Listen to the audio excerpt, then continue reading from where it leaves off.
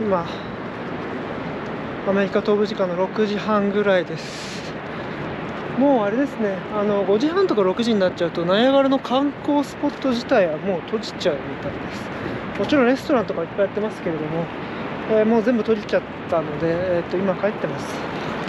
すぐそこにですね、この国境というか、通関のすぐ向こう側にデューティーフリーショップがあるので買ってきました。いろいろすごい安くて良かったんですけど、このデューティーフリーショップは買ってすぐアメリカを渡る人じゃなきゃダメみたいなんで、例えば日本人が、日本人じゃなくてもそうですけれども、カナダにから来てカナダで買い物してカナダに帰るみたいのは、帰るっていうかカナダにステイするっていうのはダメだそうです。しかもこれ買った後ですね、店員さんが僕がちゃんとあそこの税関を通過するまでこれ一緒に持ってきてですね、ちゃんと僕がカナダじゃないアメリカ側に渡るのを見届けるみたいな、そういう仕組みになってました。すごい親切なおばさんが僕のことを、送ってくれた形になりますけど、アメリカじゃないや、今カナダを出るのに、アメリカドルで1ドル払ってきました。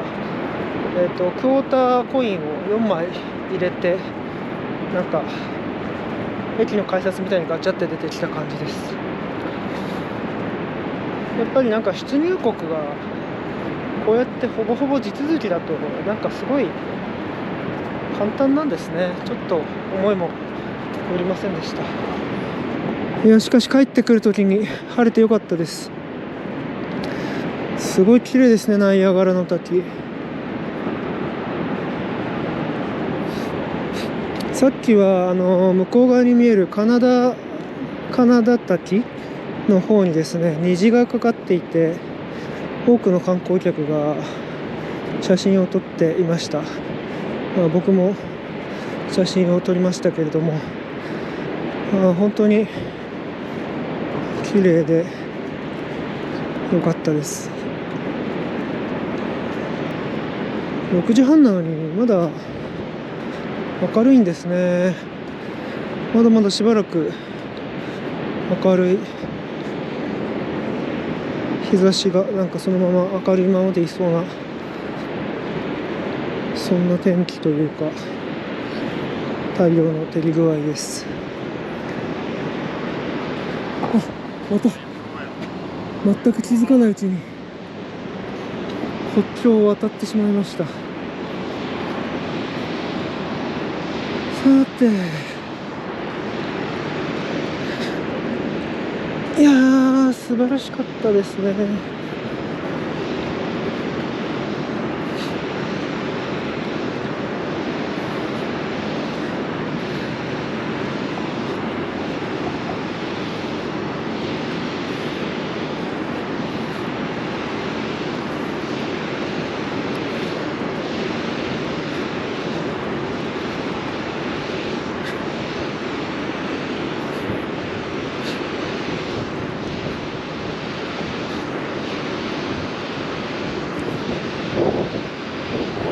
なんかさっきそのデューティーフリーショップのおばさんと話していて聞いたんです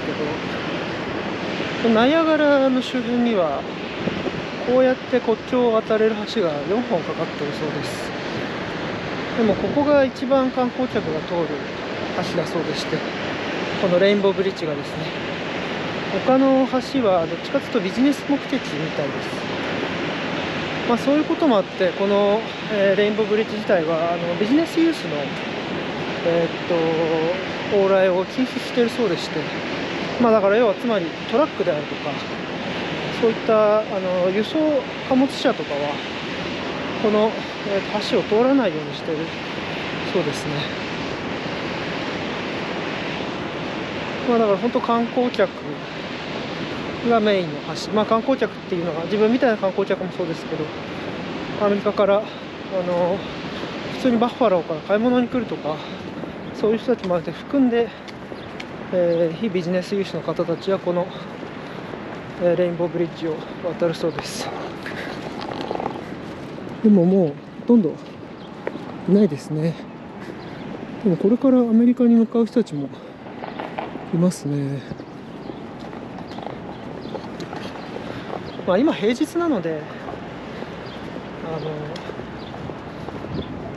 そんなにないのかもしれないですね。エルパソからファウダー・シュバレスでしたっけ、メキシコに行った時はあれ金曜日だったんで、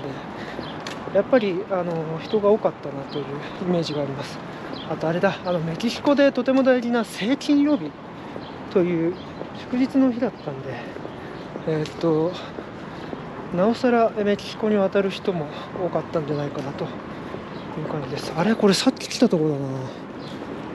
あ、でも今度はこっちに入るのか。ペデストリアンインスペクション Where are your mask？ やっぱりマスクまだ必要なんですよね、結構。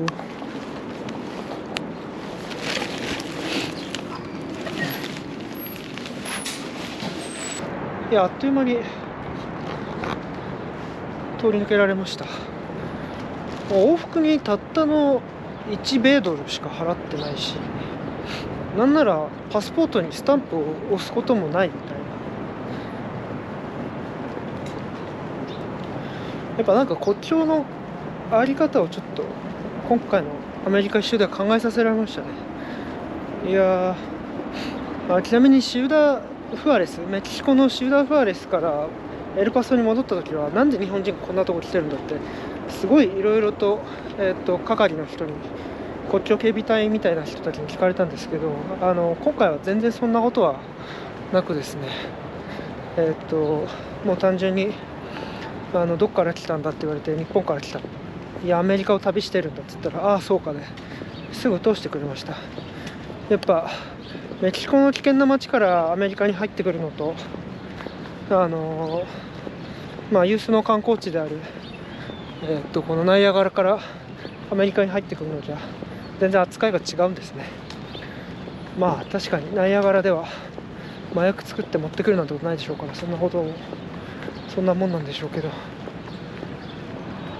ってわけですごい簡単に国境を渡って帰ってこれるので、ニュ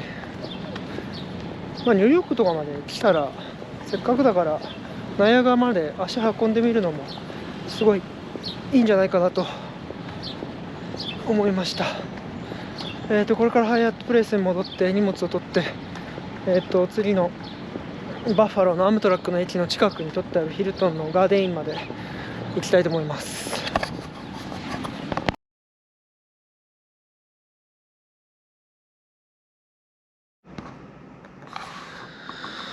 バ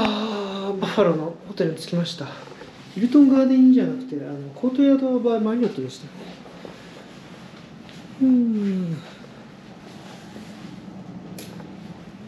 結構広いですけど、バッファローのアムトラック駅、バッファローエクスチェンジストリート駅に徒歩で行ける場所なんで、バッファローっていうちょっと田舎まで来たにもかかわらず、これで3万円はしますね。ちょっと高いなという気がしないでもないんですけど、まあ場所代っていうことなんでしょうか。ホテルは立地、それは場所代取りますよね。しかしこの部屋すごいですね。真ん中に大きな柱が、そして調度品はなんかエルパソのエルパソでも見ましたね。エルパソのコートヤードバイマリオットでも見たなという感じがします。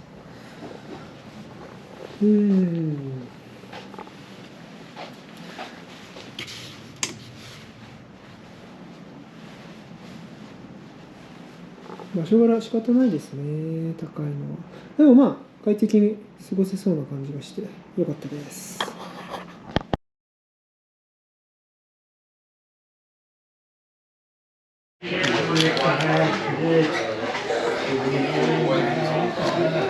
バッファローウィングです。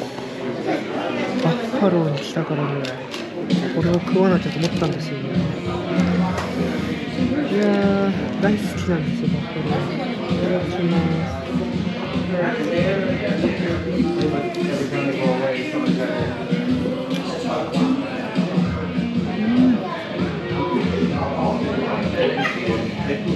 うまい。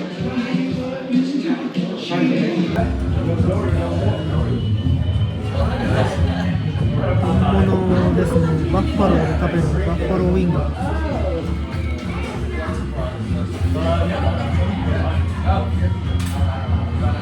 美味しいけど辛いです。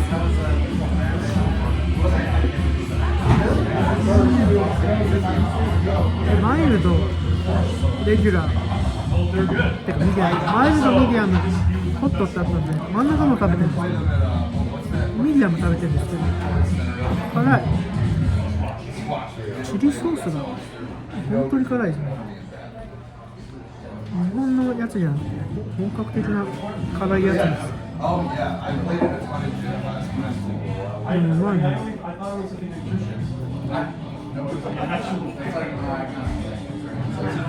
すごいジューシーですね。今そういうことを除けば、辛さとか除けば、ちょっとやっぱ唐揚げっぽいって唐揚げっぽいです。おいしい。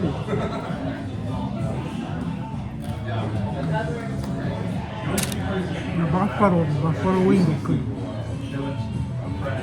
っと一つ達成できた気がしてよかったです。やっぱ本場でもちゃんとセロリと一緒になってますね。これ美味しいです。